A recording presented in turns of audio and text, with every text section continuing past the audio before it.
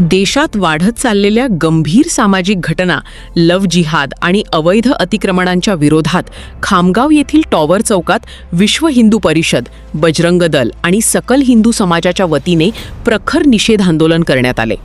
यावेळी संतप्त कार्यकर्त्यांनी जिहादी मानसिकतेचा प्रतिकात्मक पुतळा दहन करून आपला तीव्र संताप व्यक्त केला।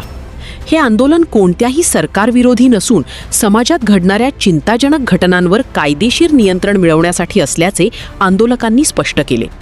लव्ह जिहाद, जबरदस्तीने होणारे धर्मांतर, हिंदू मुलींचे होणारे शारीरिक व मानसिक शोषण आणि सरकारी जमिनींवरील अवैध अतिक्रमणे, लँड जिहाद यांसारख्या प्रकारांमुळे समाजात मोठी अस्वस्थता निर्माण झाली आहे। या प्रवृत्तींना आळा घालण्यासाठी शासनाने तातडीने कठोर कायदे करावेत आणि त्यांची प्रभावी अंमलबजावणी करावी, अशी ठाम मागणी यावेळी करण्यात आली। आंदोलनादरम्यान कार्यकर्त्यांनी विविध घोषणा देत परिसर दणाणून सोडला।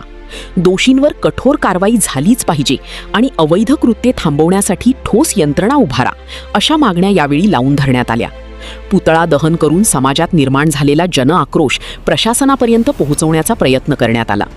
या आंदोलनात विश्व हिंदू परिषद, बजरंग दल यांसह विविध हिंदुत्ववादी संघटनांचे पदाधिकारी, राजकीय पक्षांचे कार्यकर्ते आणि मोठ्या संख्येने मातृशक्ती दुर्गा वाहिनीच्या महिला व तरुणी सहभागी झाल्या होत्या।